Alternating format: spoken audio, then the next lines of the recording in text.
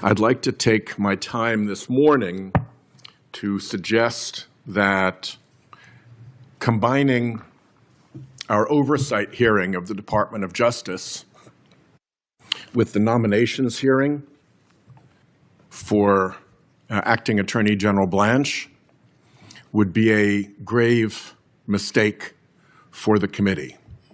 I don't believe we did that with Attorney General Garland, and I think the record of the Department of Justice under Todd Blanche lends itself to very vigorous oversight.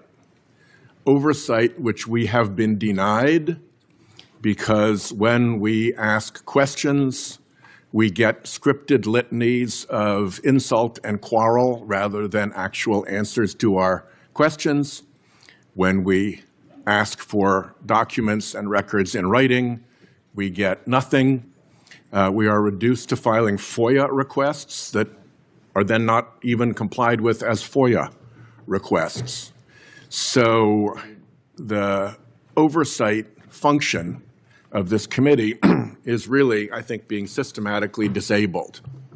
That's particularly significant when you have Attorney General Bondi saying that it was Todd Blanche who was responsible for the Epstein files disaster, the releases of private information and images of victims, the cover-up of documents that named Donald Trump, and just the general incompetence of the whole wretched mess. I don't think that it would be a good idea for this committee to be complicit in covering up the cover-up of the Epstein files.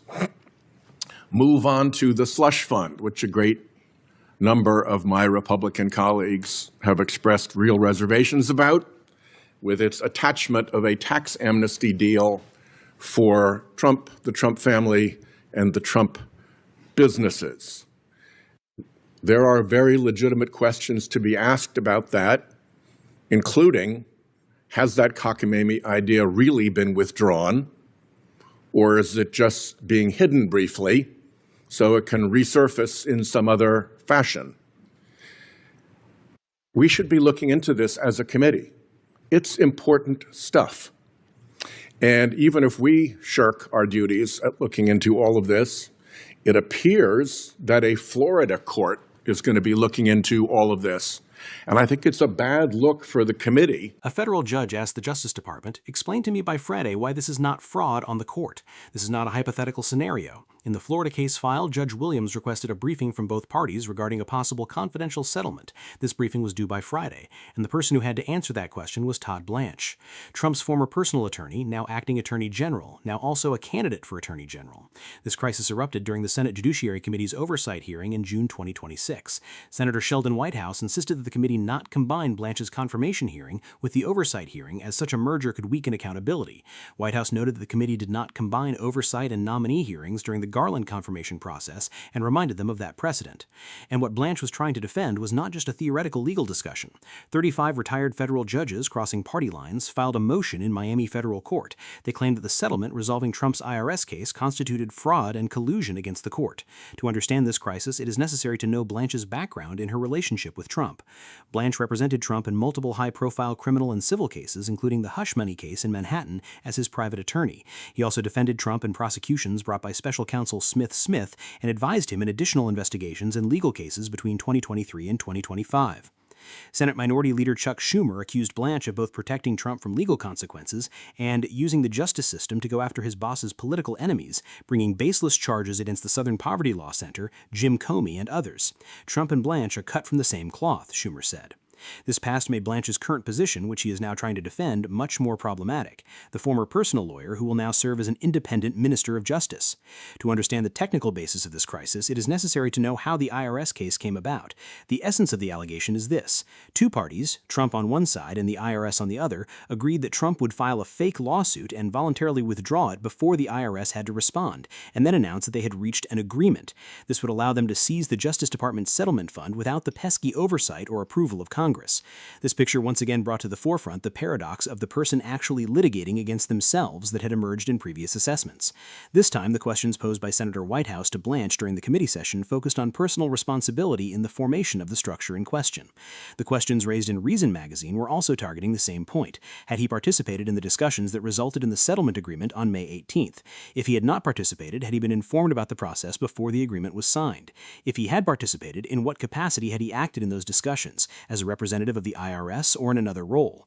He was also questioned whether a person who had previously served as the president's personal attorney would create a conflict of interest by being in a position where the president is now also their hierarchical superior and can dismiss them at any time. Therefore, the discussion was not only about technical procedural rules, the questions posed were directly scrutinizing Blanche's ethical obligations, impartiality, and independence in the decision-making process. The legal validity of the document signed by Blanche was found to be extremely questionable by experts. If a legitimate administration comes into power in the future, Republican, Democrat, or Independent, anyone who cares about the rule of law can open a tax investigation into all the gaps in Trump's claims. If they think Trump, his companies, or his family still owe, they can still investigate. And Trump will say, no, I've got this paper. Look at this paper signed by my chief prosecutor who used to be my defense attorney, Todd Blanche. This assessment shows how weak the legal power of the agreement is. A single document, a single signature, and the validity of this document can be questioned by any future court. The figure of $0.776 billion itself shows that this is not a legitimate settlement, because a legitimate settlement is based on a real assessment of damages. $0.776 is a reference to the date of U.S. independence, not a real legal calculation. The most absurd aspect of this crisis was that the very foundation of the case had already collapsed from a legal standpoint. The most obvious defense is this: the case was filed too late. It should have been filed within 2 years. And if this were a real case, how much would Trump owe? The answer is $0. But the settlement fund is $0.776 billion. This chasm is the clearest evidence of how fictional the case is. The law Congress should pass is simple. While you are President of the United States, you cannot sue an agency you control. If you have a legal claim, wait until you are no longer president. This proposal offers a structural solution that not only addresses this case, but also prevents any future president from making a similar maneuver. The development of the Senate aspect of this crisis shaped by the commitment Blanche made under pressure. Blanche struck a controversial deal with Republican senators over a $0.776 billion compromise fund shortly before the president's nomination. Blanche later said the fund would not go forward. Blanche told a House panel this month, "We are not moving the fund forward, period." But Tillis and other Republicans thought additional assurances that the compromise fund would not survive. The "we are not moving forward with the fund, period" statement may seem like a definitive stance on the surface, but according to Slate's analysis, this certainty was not formalized in writing.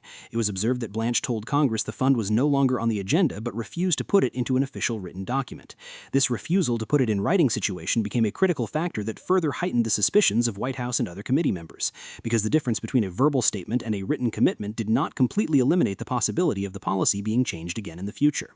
The legal aspect of the crisis became even more apparent with a failed obstruction attempt in the Senate. During the vote-a-rama process held last Thursday, Republican senators blocked attempts to permanently ban the fund in question. Senator Tom Tillis strongly opposed the use of this fund, going so far as to propose redirecting the money to an alternative fraud-fighting fund and supporting various amendments to irreversibly close the process. However, despite all these efforts, there was no regulation adopted to legally completely abolish the fund. Therefore, although it can be said that the fund was effectively halted, it was not possible to legally declare it dead in a permanent and binding manner. Another issue that could be decisive in Blanche's confirmation process was her stance on the January 6th events.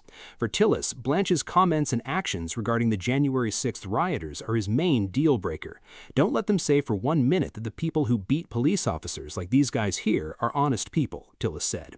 Even if they get close to that, they won't get my vote in the judiciary. If they approach it this way, they won't have a chance to get my vote in judgment.